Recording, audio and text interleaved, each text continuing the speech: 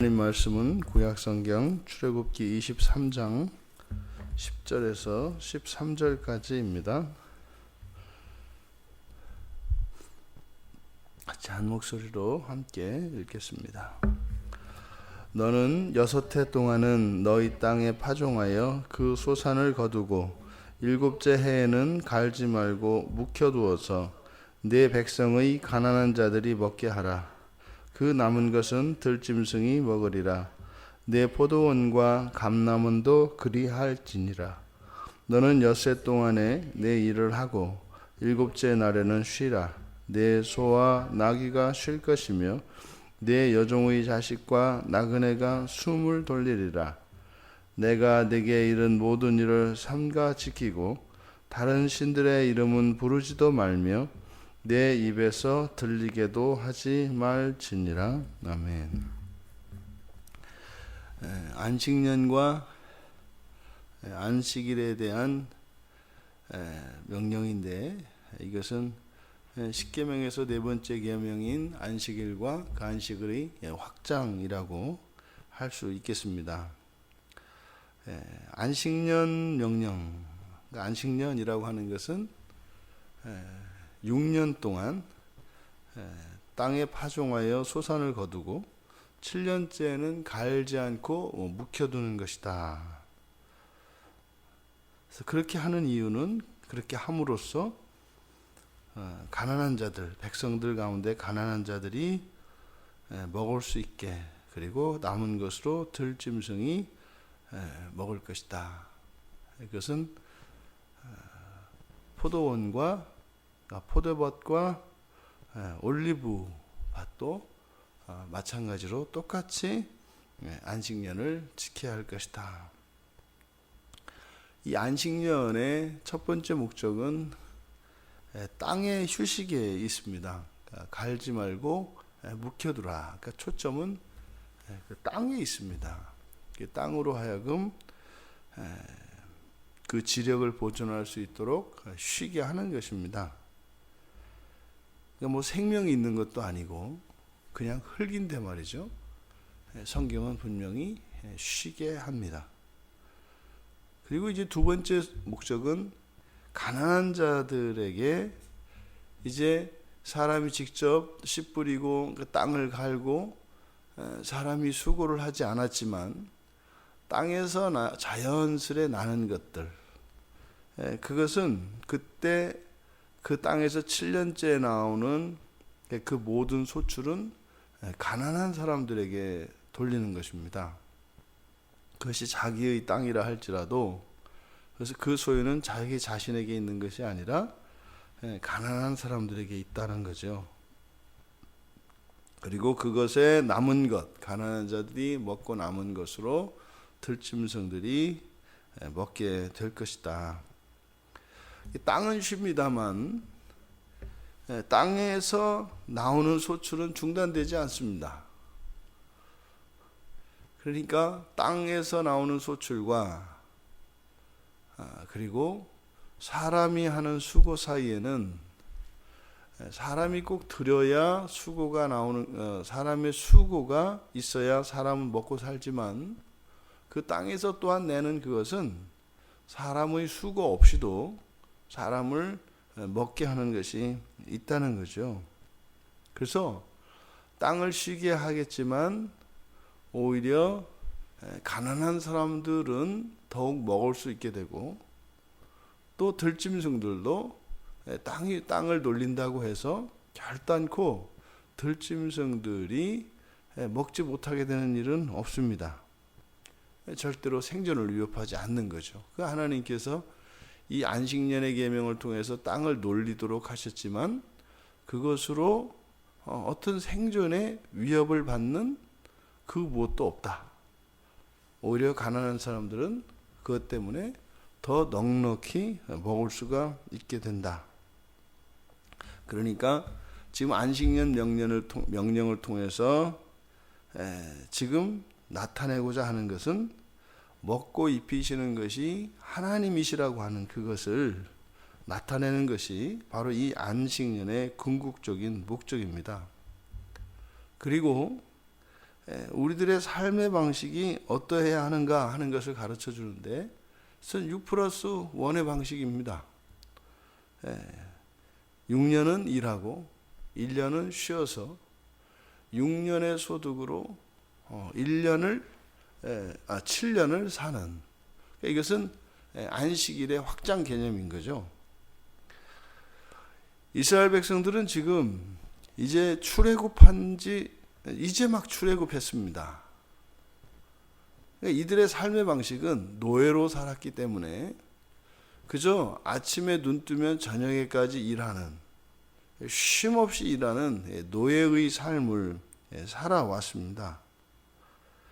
그러니까 이제 이들은 가나안 땅에 들어가 하나님이 주신 그 축복을 누리게 될 것인데, 이제 노예로 살던 애굽에서의 생활과 하나님께서 주신 가나안 땅에서의 삶의 방식이 크게 달라져야 하는데, 그 첫 번째가 바로 이 쉼의 방식입니다.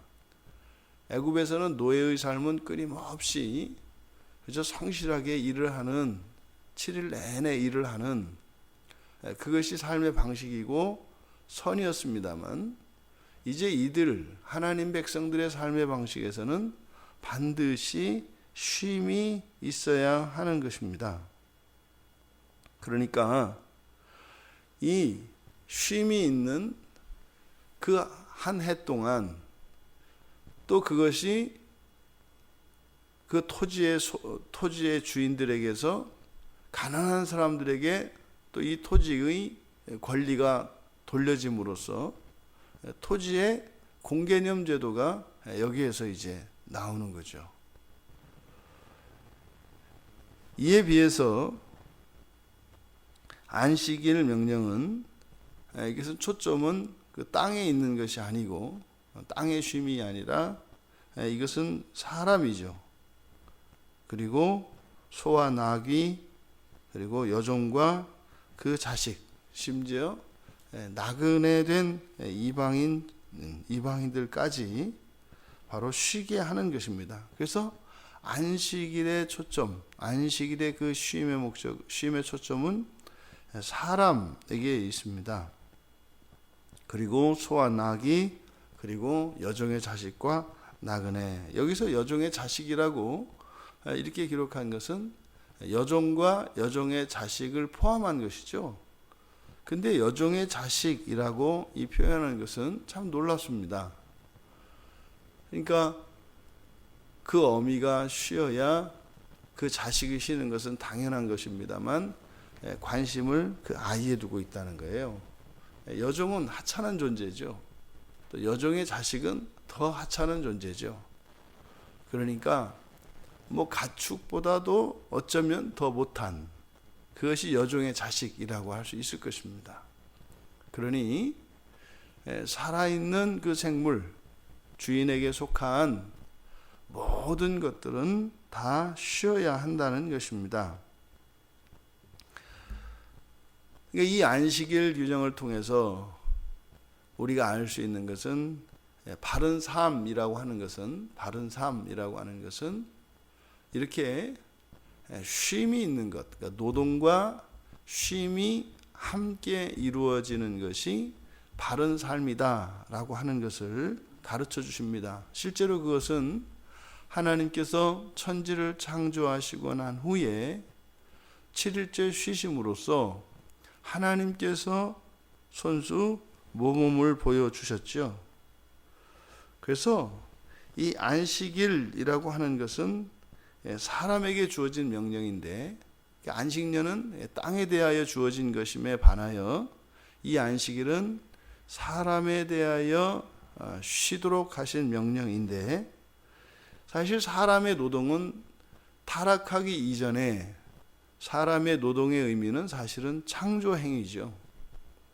그 창조행위가 곧 사람의 노동이기 때문에 이런 창조행위의 쉼이 필수적이라는 것입니다. 그러니까 이 7째 날의 쉼은 타락 이전에 하나님께서 창조하셨을 때 주신 이치예요. 그러니까 하나님의 이 창조하시는 그 일, 그 창조의 중요한 요소가 쉼이라고 하는 겁니다.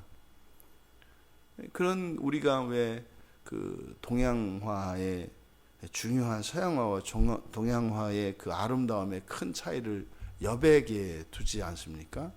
서양화도 마찬가지죠. 서양화도 여백이 없는 그런 그림은 실제로 거기서 사람의 눈을 피로하게 합니다. 쉼의 공간이 반드시 있죠. 그런데 이제 서양화에서는 손을 대어서 이제 그 여백을 둡니다만, 동양에서의 여백의 의미는 일체 손을 대지 않는 것이죠. 그러니까 하나님의 창조 섭리에 훨씬 더 동양화가 맞는 거죠. 모든 그 노동에는 쉼이 들어갈 때라야 그것이 온전한 것이 된다는 것을 안식일을 통해서 가르쳐주고 계십니다. 그러니까 쉼이 없는 노동, 그러니까 쉼이 없는 재산, 쉼이 없는 소유, 그것은 결코 소유가 아닌 거죠. 소유인 것 같지만 사실은 종이 되어버린 거죠. 쉼이 없는 사람은 결코 주인이 아닙니다. 지금은 24시간 일하는 세상 아닙니까? 그러니까 세상이 점점점 그냥 종이 되어가는 그런 시대인 거죠. 그런데 이 안식년과 안식일에 대해서 명령을 하시고 곧 이어서 하신 말씀은 내가 내게 이른 모든 일을 삼가 지키고 이것을 반드시 준수하고, 그리고 거기에 갑자기 다른 신들의 이름은 부르지도 말며, 그러니까 오직 여호와 하나님 한 분만 섬겨야 할 것을 지금 안식년과 안식일을 말씀하시며 거기에 붙여서 말씀을 하세요. 그러니까 이렇게 해서 안식년에서 땅을 쉬게 하고, 그리고 안식일을 통해서 사람과 사람에게 속한 그 모든 것이 쉬게 하는 이것을 통해서 지금 모세는 그것을 오직 여호와 하나님 한 분만 섬기는 일계명과 연결을 시키고 있습니다. 그러니까 이렇게 말씀하는 의도가 무엇이겠습니까? 바로 이 쉼이라고 하는 것은 여호와 하나님을 섬기는 일에 절대적인 필요인 것을 이야기하는 것입니다. 그러니까 여호와 하나님을 섬기기 위해서는 이런 절대적인 안식의 상태에서라야 하나님을 섬길 수가 있는 거예요. 그러니까 우리가 조금만 생각을 해보면 우리의 삶 속에 잘못된 것을 발견하고 또 이 이치를 깨달을 수가 있는데, 보통은 사람들이, 그러니까 불신자들의 경우에 하나님을 만나게 되는 경우가 이렇게 정상적인 생활이 가능할 때 하나님 앞에 나오기보다는 절대적인 곤란과 필요의 상태에 대개 나오게 됩니다. 처음 만남이 그래요. 그런데 이제 정말 예수 그리스도를 인격적으로 영접하고 정말 하나님을 섬기며 살기로 했을 때 우리들이 정말 하나님을 어떤 상태에서 가장 잘 섬길 수 있는가를 보세요. 그러니까 믿음이 생겨나고 어느 정도 신앙이 안정이 된 사람들은요, 너무 좋은 일이 없거나 너무 힘든 일이 일어나지 않았을 때 우리가 하나님을 만나요. 근데 너무 좋은 일이 일어나거나 사실 너무 힘든 일은 시험이죠. 연단이죠. 그게 우리에게 오는 어떤 유혹이 되기도 하고, 그것이 우리에게 오는 우리의 신앙을 달아보는 시험이 되기도 합니다. 그러니까 이런저런 환경적으로 보았을 때 그저 평온한 상태에 우리가 그냥 꾸준히 일상적으로 하나님을 섬길 수 있는 것처럼, 이 안식이라고 하는 이것이 우리의 삶 속에 정착이 되면 이렇게 환경이 요동을 쳐도 우리는 하나님을 떠나지 않고 한결같이 하나님을 섬길 수가 있게 되는 거예요. 그러니까 우리의 인생에 일어날 일들은 아무도 예측을 못합니다. 그러면은요, 그렇게 급작스럽게 일어난 생활의 변화를 통해서 우리는 하나님 앞에 나갔다 떨어졌다 할 일까 아닙니까? 그러니까 우리가 오직 여호와 하나님 한 분을 섬기기 위해서는 이렇게 변화무쌍하고 예측할 수 없는 우리의 인생 안에서 절대적인 이 쉼의 시간을 우리가 확보를 해야 된다는 거죠. 그러지 않고서는 하나님을 온전히 섬길 수가 없다. 반대로요. 왜 이 안식년과 안식일을 지키는 것과 지키지 않는 것이 바로 다른 신들을 섬기는 것과 관계되어 있을까요? 아주 중요한 사실을 가르쳐 주는 거죠. 쉼이 없으면 우리는 누구를 섬기게 된다? 다른 신들을 섬기게 된다는 거예요. 쉼이 없으면 다른 신들을 섬기게 되어 있다는 겁니다. 또 반대로요. 이런 다른 신들, 우상들 이런 것들은 결단코 쉼을 주지 않는다라고 하는 것을 가르쳐 주죠.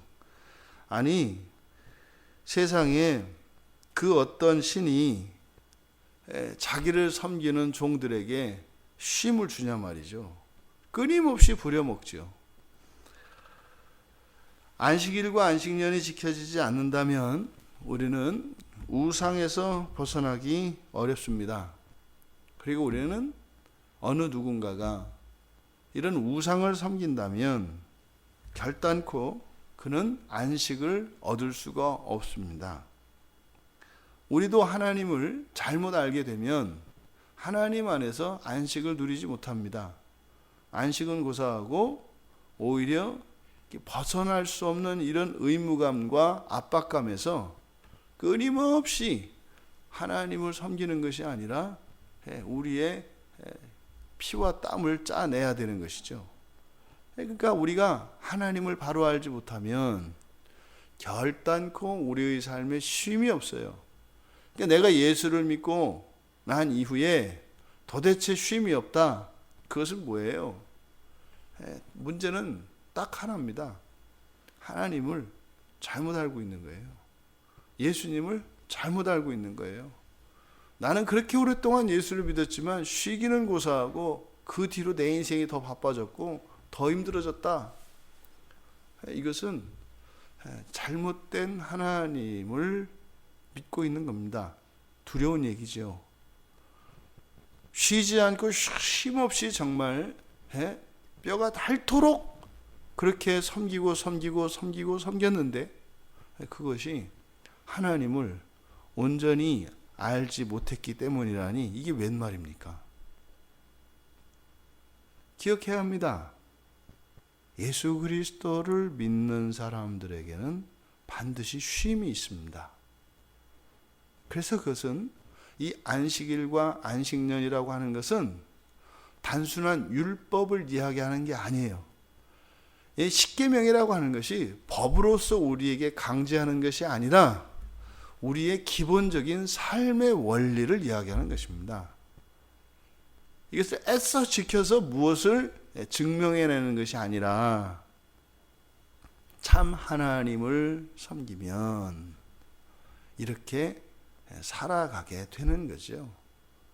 애써서 지켜야 하는 것이 아니라 자연스럽게 그것을 향하여 우리들이 하나님의 은혜를 구하며 그렇게 우리 자신을, 우리의 삶의 방식을 변화시키며 나아가게 되어 있다는 것입니다. 율법을 지켜야 합니까? 말아야 합니까? 이런 이야기는 아무 의미 없는 이야기입니다. 내 안에서 이런 본성의 변화가 일어나면 나의 삶의 방식은 자연스럽게 십계명의 삶을 살아가게 됩니다. 은혜의 결과로서 그렇게 되어지는 것이죠. 특별히 이 안식일과 안식년을 바로 신성모독과 관련시키고 있습니다. 우상을 섬기는 것과 관련짓고 있습니다. 예수님께서 하나님이시지만 이 세상에 섬김을 받으러 오셨습니까? 천만에요. 섬기러 오셨죠. 그런 신이 어디 있어요? 그런 신이 어디 있느냐? 그래서 그건 신이 아니다. 그런 신이 어디 있냐? 그래, 네 입으로 그런 신이 어디 있냐고 했으니 그는 신이 아닌 거지. 이렇게 세상 사람들은 이야기를 합니다. 그래서 피조물들의 쉼을 원하시고 안식을 주시는 신은 오직 여호와 하나님, 우리 주 예수 그리스도 한 분밖에 없습니다. 이것을 잊으면 안 됩니다. 그러니 그 어떤 상황 속에서도 그리스도인들의 마음속에 이렇게 쉼이 없는 핍절한 상태에서 그렇게 일그러진 자화상을 하고 있는 그런 생활이 있겠습니까? 없죠. 그리스도인에게는 그런 삶이 있을 수가 없어요. 그렇게 하는 것은요, 사정이 딱하고 이래서 그런 것이 아니라 하나님 사랑과 세상 사랑 앞에서 우리들이 굽어지고 있는 것입니다. 결단코 일주일에 하루, 이 주일을 완벽한 안식일로 쉬십시오, 일하지 마십시오 라고 하는 이것은요, 6일의 노동의 대가로 7일을 살아가는 이런 창조의 삶의 원리가 우리들 안에 들어와야 하는데 그것이 지켜지지 않는 것이죠. 우리가 풀어내야 할 부분입니다. 6일을 일하고 6일을 일한 것으로 충분히 먹고 생활할 수 있도록 하나님은 주셨다고 성경에 기록해 놓으셨습니다. 근데 어느 누군가가 6일을 일했는데 7일을 먹고 생활할 수 없다면 어딘가 도둑이 있는 겁니다. 하나님은 분명히 주셨어요. 근데 이것이 바로 사람들이 만들어낸 탐욕이거나 또 사람들의 제도에 허점이 있는 것이죠. 일자리가 없어서 못 먹는다. 굶기 어려운 시대입니다. 지금은 사실이요. 근데 먹고 사는 것이 아니라 즐기기 위해서, 내 마음에 만족을 주기 위해서 사실은 일주일에 8일, 9일, 10일을 일하고 있는 게 우리들의 형편이죠. 하루의 생활, 하루의 삶 속에서도 낮과 밤의 구별 없이 24시간을 일을 시키는 이 악한 시대의 정신 속에서 안식일을 지키고 안식년을 지킨다는 것은 시대착오적이고 현대사회와는 아주 동떨어진 아주 구시대적인 발상이라고 생각할 수 있습니다. 여러분, 우리의 기준이 어디에 있습니까? 성경에 있습니까? 우리의 삶의 자리에 있습니까? 우리는 성경을 기준으로 우리의 삶을 바로 잡아가야 합니다. 최소한 교회 안에서만큼은 모든 성도들의 삶이 6일의 삶, 6일의 노동을 통하여 일주일에 충분한 삶에 필요한 자원들을 제공받습니다. 우리의 만족을 위해서가 아니라 바로 그 한 날의 쉼을 위하여 사실은 6일이 있는 것이죠. 그런데 일하기 위하여 쉼을 없앤다면 그것은 하나님을 섬기는 일과 관계되어 있다고 하는 사실입니다. 이 안식일과 안식년을 통하여 정말 하나님께서 하나님의 백성들을 얼마나 사랑하시고 또한 하나님께서 이 세상을 창조하신 목적이 어디에 있는가 우리로 하여 알게 합니다. 우리들의 삶 속에 이런 안식의 삶이 이루어질 수 있기를 바랍니다. 또 모두의 삶 속에 이런 안식이 있는 삶이 되기를 주님의 이름으로 축원합니다. 하나님, 이 안식은 하나님을 섬기기 위하여, 온전히 섬기기 위하여 절대적으로 필요한 것임을 오늘 성경을 통하여 하나님께서는 말씀하십니다. 또한 안식이 사라지게 되면 저희들은 어느새 참 하나님이 아니라 거짓된 신을 섬기게 한다고 하는 놀라운 경계의 말씀을 깨달았습니다. 하나님 안에는 또한 참다운 안식이 있음을 믿습니다. 저희들이 예수 그리스도를 만나기 전에는 쉼이 없었고 안식이 없었습니다. 하지만 이제 저희들이 예수 그리스도 안에 안겨 싸우니 사랑하시는 주의 백성들의 삶 속에 이 안식일의 기쁨과 그 영광을 누리며 살아갈 수 있도록 복을 내려 주시옵소서. 또한 이것이 공동체적으로 주어지는 것임을 잊지 않아 온 성도들이 다 함께 그 안식 가운데 하나님과의 친밀한 교제와 하나님과의 막힘없는 사귐을 통하여 이 세상을 살아가는 그 영광을 누리게 하여 주시옵소서. 감사하며 예수님의 이름으로 기도하옵나이다. 아멘.